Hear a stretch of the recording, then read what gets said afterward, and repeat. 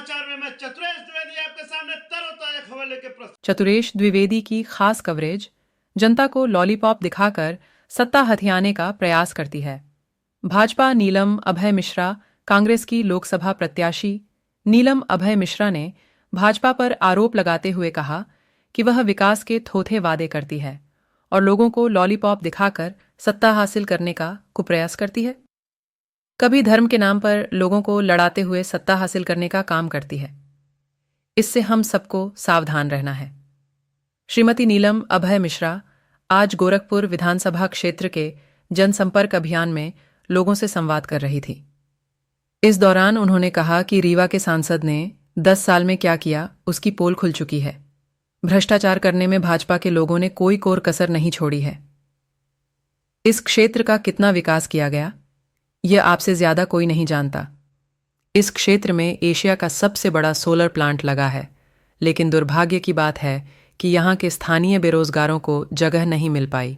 और तो और हमारी ज़मीन हमारे जंगल से बिजली पैदा की जा रही है और उसके बावजूद हमें पूरी कीमत में बिजली खरीदनी पड़ रही है। इससे बड़ा दुर्भाग्य क्या होगा।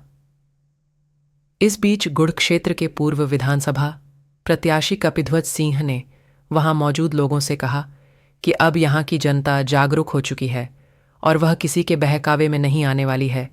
इस बार वह कांग्रेस के साथ है। पूर्व विधायक विद्यावती पटेल ने इस अवसर पर लोगों से आग्रह किया कि पूरे लोकसभा क्षेत्र और गुड़ विधानसभा क्षेत्र के विकास के लिए कांग्रेस की जीत होना बहुत जरूरी है। इसलिए सभी लोग श्रीमती नीलम अभय मिश्रा का समर्थन करें। इस दौरान खजुहा कला, हरदी, पुरास, महनसाव, खामहा समेत दर्जन भर गांव में जनसंपर्क किया तथा लोगों ने आश्वासन दिया कि इस बार वह बदलाव होना पक्का। 10 साल में किसी ने संसद को देखा हो तो बताएं। अभय मिश्रा सेमरिया के कांग्रेस विधायक अभय मिश्रा ने मुगंज क्षेत्र में कांग्रेस की लोकसभा प्रत्याशी नीलम मिश्रा के समर्थन में विभिन्न जनसभाओं को संबोधित किया। इस दौरान उन्होंने आम जनता से कहा कि यदि किसी ने 10 साल में सांसद जनार्दन मिश्रा को देखा हो तो बताएं। इन्होंने कहा अभी उनको गर्मी लग रही है थोड़ा, वो एसी में बैठे हैं। जब एक आध हफ्ता बचेगा वोट डालने का तब शायद आपके बीच में आए, और जब आए तो मेरा ये निवेदन है कि एक बार आप लोग उनसे ये जरूर पूछिएगा कि जो जनता के हित में आपको निधि मिलती है वो निधि कहाँ चली गई। 55 करोड़ रुपए। दूसरी बात, एक मुट्ठी चावल ले लीजिएगा, एक मुट्ठी गेहूं ले लीजिएगा। अभी हमारे भाई जीतू पटवारी जी आए थे रीवा में, उन्होंने एक बहुत अच्छी बात कही कि जो किसानों के लिए ये सरकार बोलती है कि हमने समर्थन मूल्य दे दिया, 2700 में हमने गेहूं का दिया है, 3100 में धान का दिया है, तो वो तो सब कागजों में है। लेकिन आप लोग एक एक मुट्ठी अनाज लेके और उनके सामने खड़े हो जाइएगा कि भाई इसका कब आप देंगे हमको समर्थन मूल्य। अगर इसका समर्थन मूल्य दे रहे हैं तो वोट आपका है, और अगर नहीं दे रहे हैं तो फिर हमारा मन है हम जहाँ वोट देना चाहे वहाँ देंगे। इस बार एक बार ऐसा करिएगा आप लोग, क्योंकि क्या है कि 10 वर्षों में जब वो कभी आपके बीच में नहीं झांके, आप 2-2 बार उनको सांसद बनाए, तो क्या सांसद जी का ये कर्तव्य नहीं होता कि आपके बीच में आए, आपकी जनता की समस्याओं को सुने, आपके सुख दुख में खड़े हो, किसी योजना का आपको लाभ दिलाए।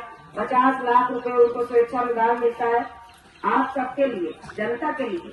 उनको अपनी जेब में रखने के लिए नहीं मिलता है, लेकिन जनता के हित में कभी भी उन्होंने 10,000 की भी मदद नहीं की, 5,000 की भी किसी की भी मदद नहीं की कि किसी की बीमारी में मदद की हो, कि किसी की बच्ची की शादी में मदद कर दी हो, कि गांव में कहीं जल की व्यवस्था कर दी हो, कि हैंडपंप भी 2-4 लगवा दी हो।